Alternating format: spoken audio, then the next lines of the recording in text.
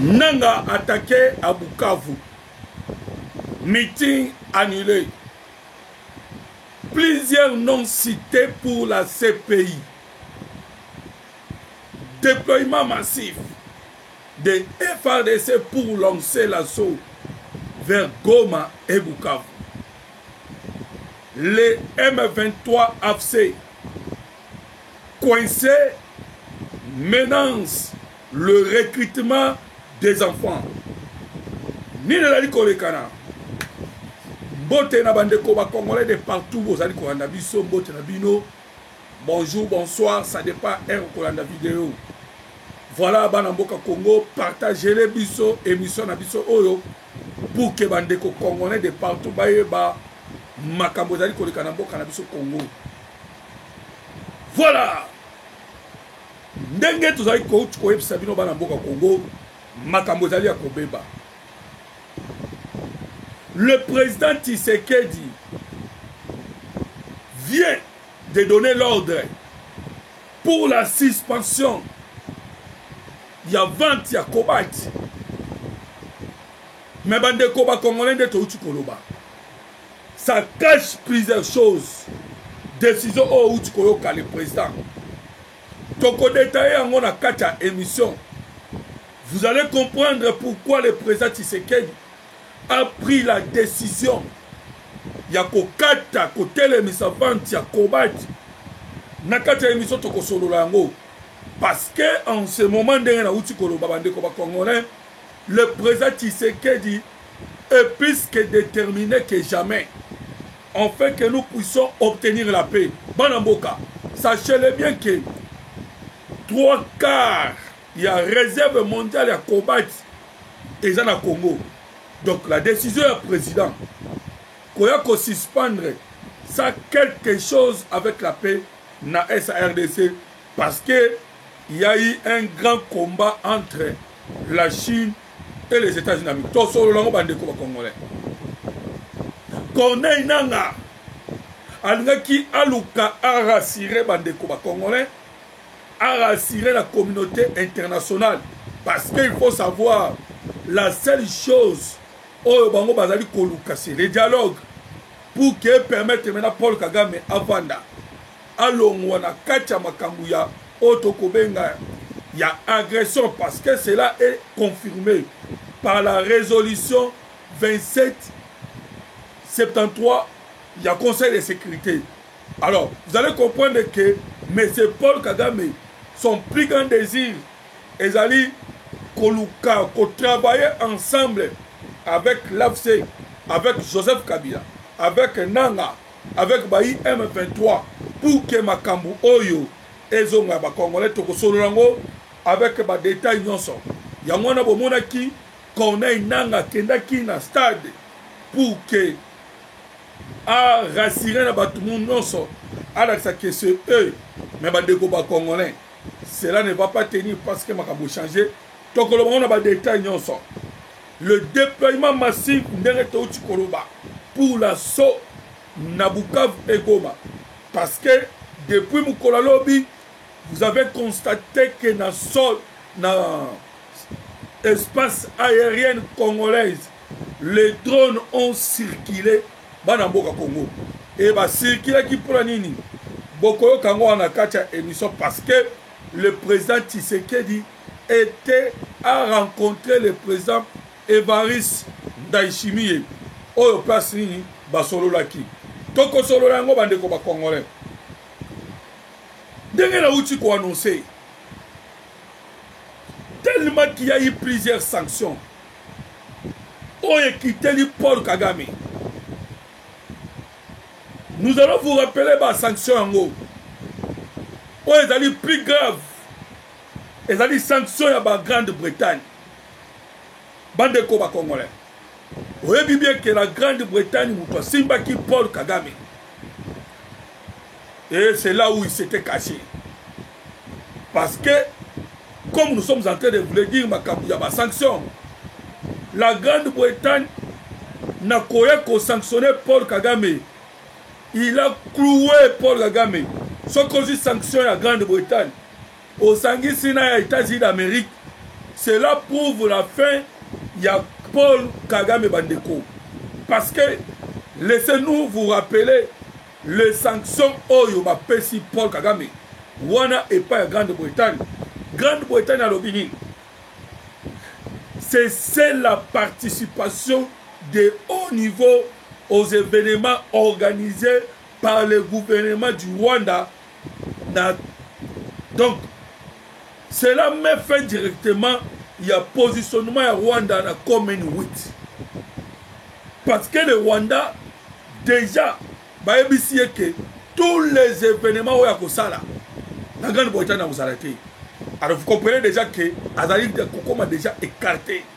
Parce que l'une des forces, il y a Paul Kagame, c'était sa participation dans Kacha Commonwealth.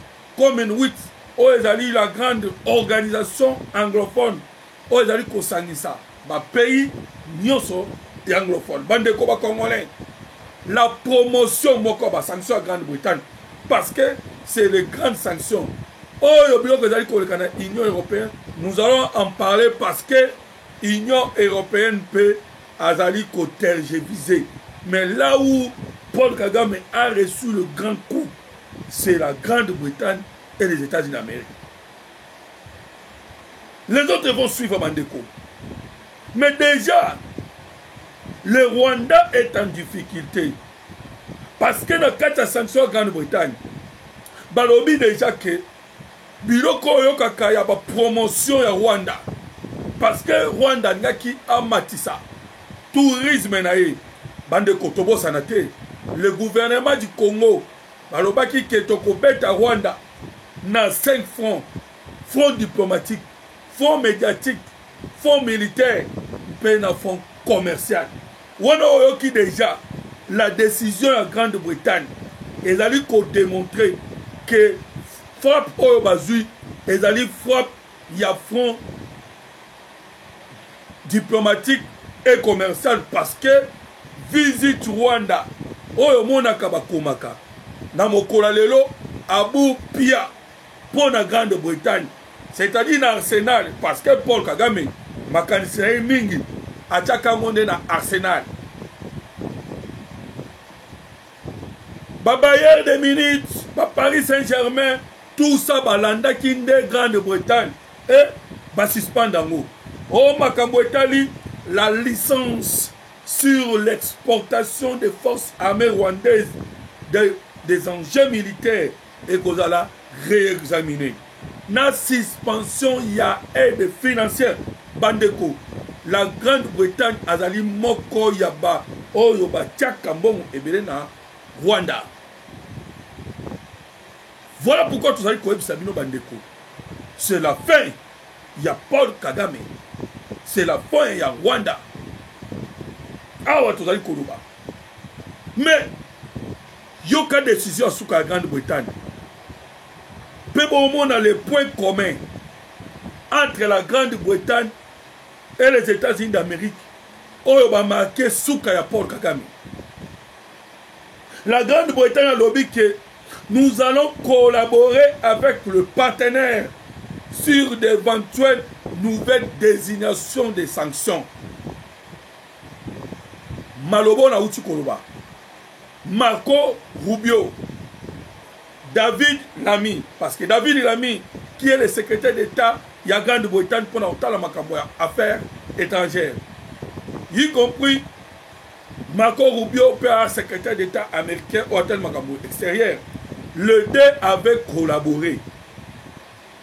Néomoni ba sanction à nous mais balobi, il y en a d'autres sanctions qui viendront. Mais yoka ya États-Unis d'Amérique. Parce que sanctions il y a États-Unis d'Amérique. Ils allaient moko ya ba sanction. Ils allaient clouer Paul Kagame. Bande de Koba Congolais. Ce qu'on dit sanctions il y a américain. C'est là que vous allez comprendre que Makambo est commis au sérieux et Paul Kagame n'est plus. Américain, tout d'abord, lorsque Balaki a conseil de sécurité, ils ont dit aux membres de son conseil de sécurité, le Rwanda ne respecte pas les cessez-le-feu. Lorsque nous nous disons c'est le fait, le Rwanda est en train de profiter pour continuer sa conquête. Le Rwanda ne respecte pas le Conseil de sécurité. Rwanda, c'est les États-Unis d'Amérique. Et Balobi Boy, le crime que le Rwanda a commis à l'est de la RDC, c'est le crime de guerre. Voilà. Nous devons forcer le Rwanda à revenir sur la table des négociations par des sanctions. Déco. Ce que je suis en train de dire, surtout dans la partie américaine, c'est vraiment très important. Banamboka Congo. Tant que les États-Unis d'Amérique, alors que le Rwanda sont à la table des négociations. Tant que la Grande-Bretagne, alors que Toko réexaminer.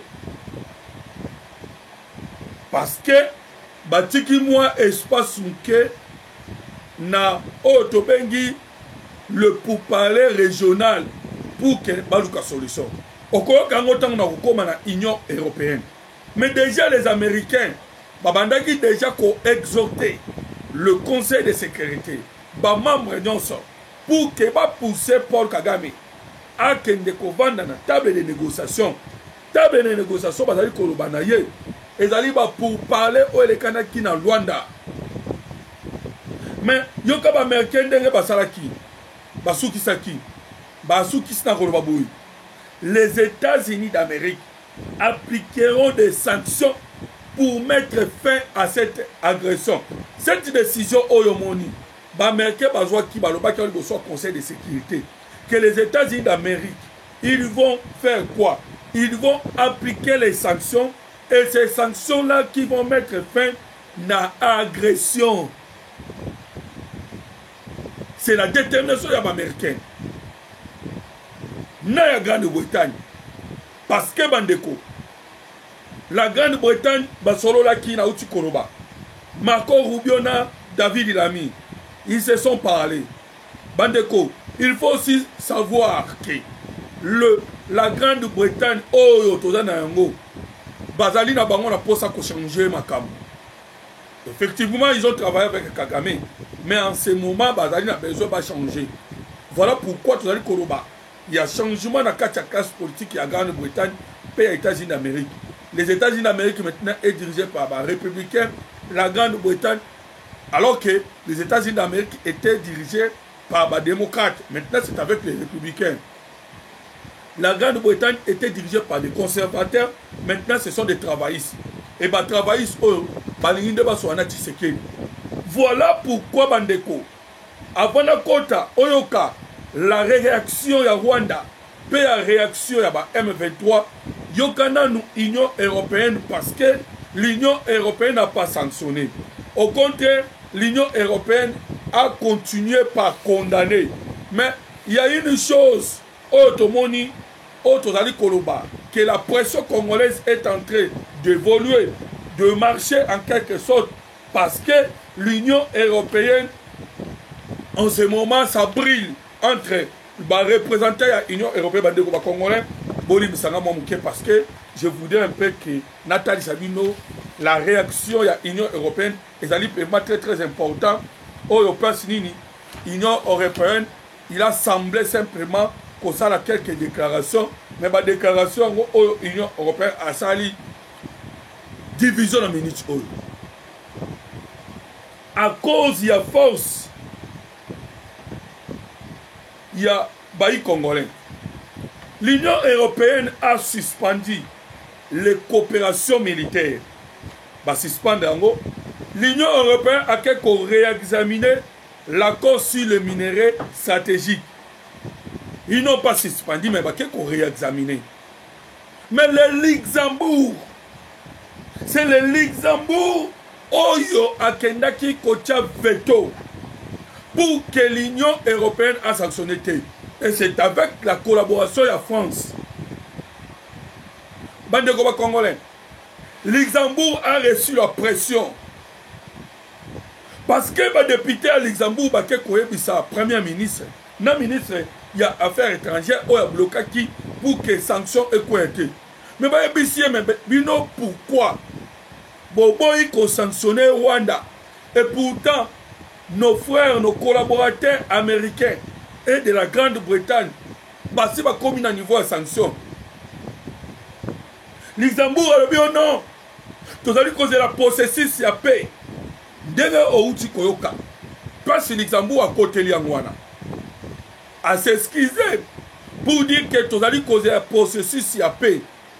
Lorsque le processus ya paix wane ko salama. Où les allez ko salama en Afrique. Cette semaine, les issues ya processus ya paix ne ko permettre biso sikoyo tous en sanction.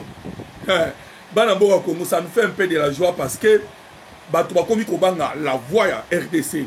Là, c'est Luxembourg où nous allons s'expliquer. Mais les Congolais, c'est deux grands géants. Les États-Unis d'Amérique et la Grande-Bretagne. Tokolobela, si j'ai Nabiso, Tobosani Angote, nous allons revenir sur ce qui se passe à Bukavu maintenant. Mais la ligne un peu Nathalie Sabino, cette grande pression, où ils allaient apporter des résultats. La Grande-Bretagne et les États-Unis d'Amérique ont déjà frappé. Et le régime Rwanda, ils allaient régime criminel. Parce que, frappé, je voudrais un peu vous faire savoir une chose qui est très importante. C'est le sanction des Américains. Sanction américaine et où le secrétariat d'État américain au Bazali Kotala, Makamouya terrorisme et commerce. C'est eux qui ont sanctionné M. James Kabarebe na Laurence Kanyuka. Et ils ont mis les Américains en garde pour leur dire que tout Américain est en contact avec une entreprise ou bien avec M. James Kabarebe et Laurence Kanyuka sera sanctionné. Vous allez maintenant comprendre que les États-Unis d'Amérique, avec les sanctions qu'ils ont données, prouvent maintenant dans Mukini Mobimba. Parce qu'ils ont des départements de renseignements et le terrorisme, Etali, Lokoto, l'entreprise n'a sanctionné James Kabarebe et Laurence Kanyuka. Maintenant, par là, Congolais, vous allez comprendre que c'est la fin.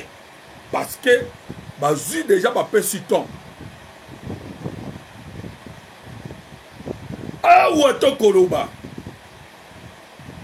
Après ma réaction à occidentaux, l'Allemagne a rappelé l'ambassadeur de Rwanda pour le mettre en garde.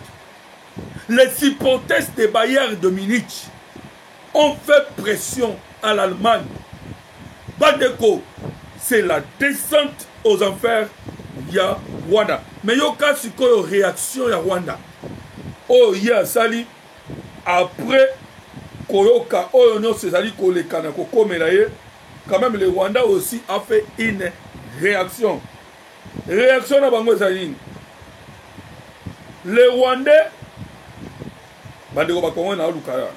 Lukanda yango pour que na tangela bino s'il vous plaît permettez ngai natanga document parce que les Rwandais ont réagi par rapport à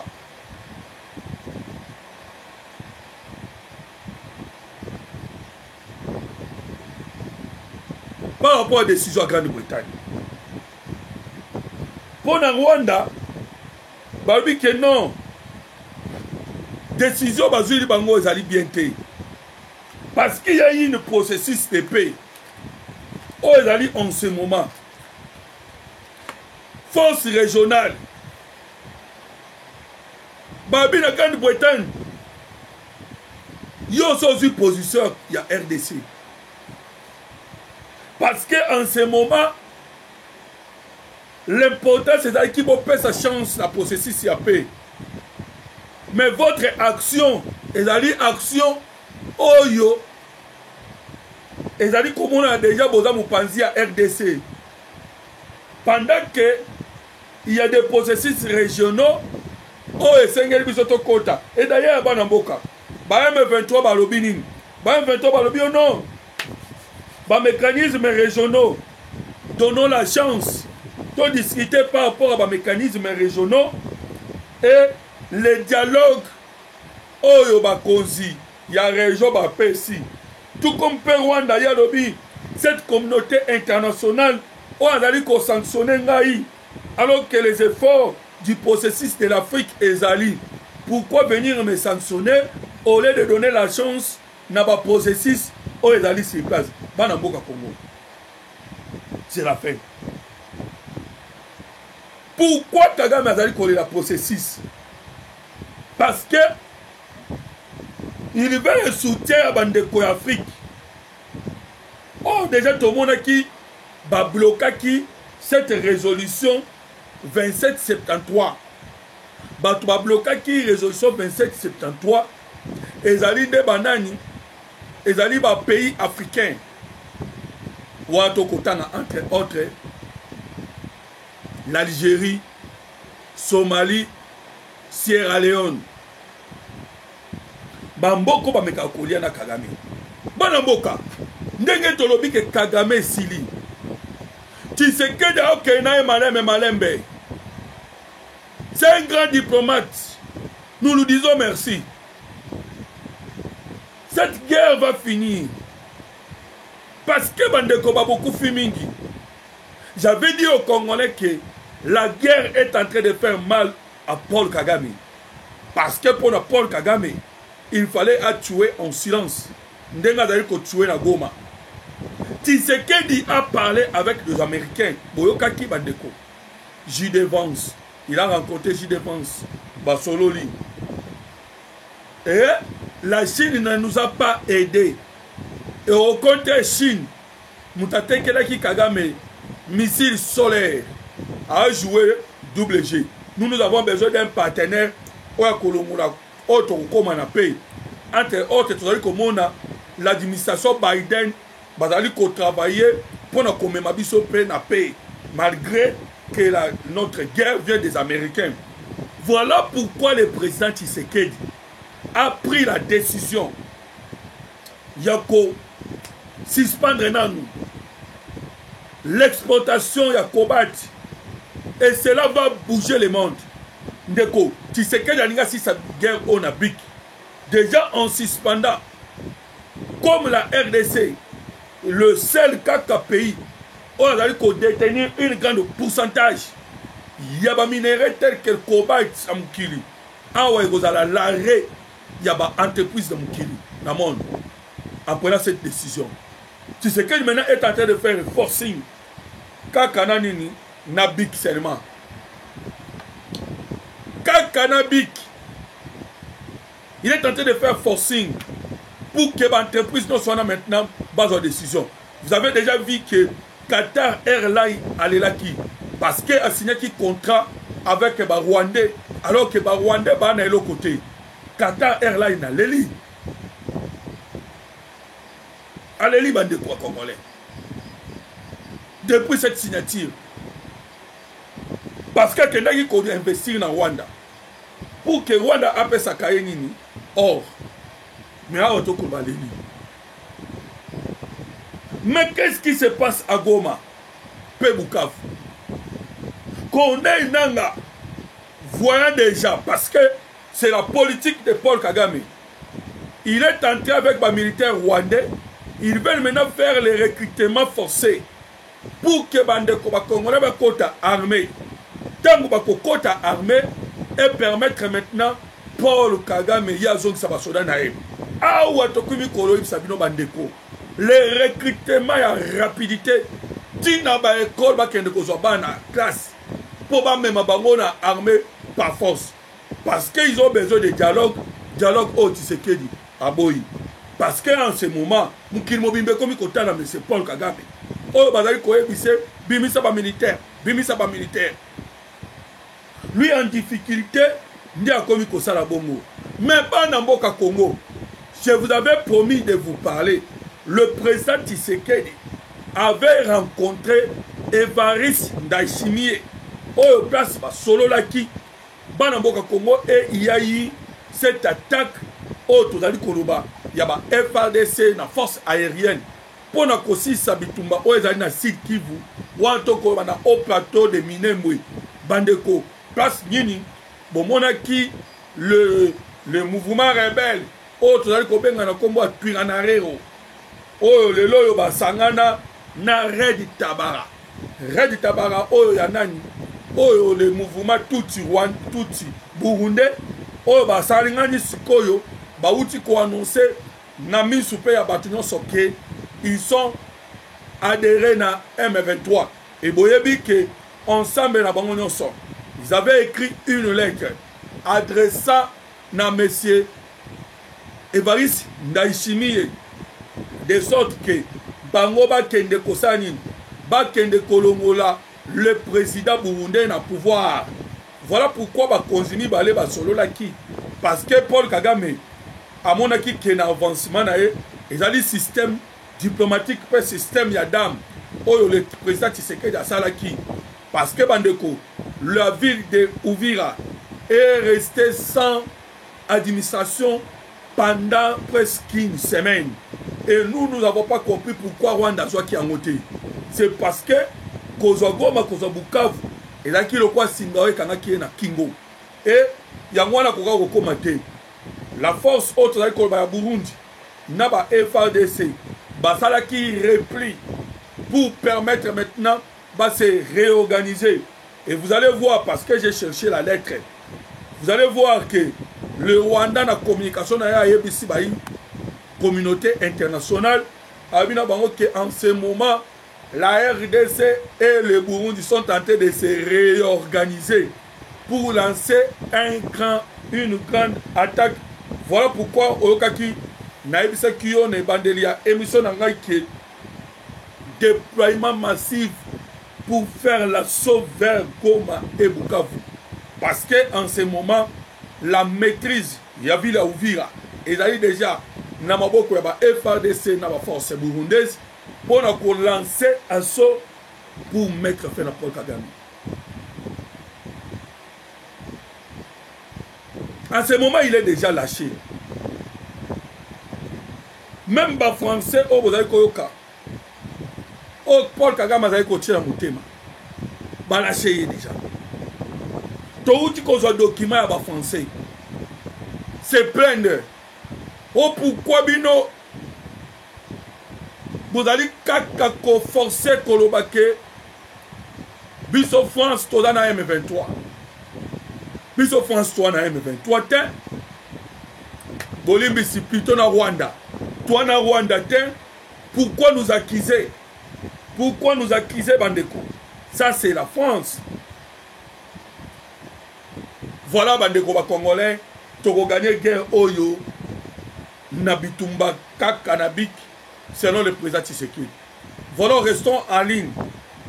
Partagez l'émission pour que les Congolais soient congolais, les Kanambo, aimez mon émission et commentez parce que vos commentaires, et puis ça va bien sur ma casse. J'attends vos commentaires de partout. Soutenons notre pays, bandeko congolais.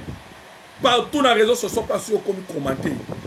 Parce que Bitumba Oyoada, ils allaient quitter au côté. Ezali kosala ki bande kona biso ebele bakufi na este innocemment parce que simplement Zambia permettait ki bango baya babotama esika minéré ezali voilà oyo ezala ki ndeko na bino oyo abengami na kombo ya moloto ndeko benga ngai mon numéro de téléphone c'est plus 243 89 40 330 80 plus 243 89 40 330 80 ce qui est béni tout solo là pour la Makamotani Mboka Congo. Voilà pour santé pour aimer notre émission et aussi le partager de sorte que Mandeko nous surtout de partout Bayeba Makamotani Kolekana Mboka na bango Mboka na bino Mboka na biso. Que le bon Dieu vous protège et que vous bénisse partout où vous êtes. Occasion, Yakolanda biso na chaîne na biso oyo. Fatile News, place nini tolobelaka. Makambo ya Mboka Congo, Mboka oyo bino bolingaka mingi. Oyo biso pe tolingaka mingi. Voilà un peu Pour Taï Sabino Makambo, ils allaient pour les canards. Namboka Congo. Aimez notre émission et partagez.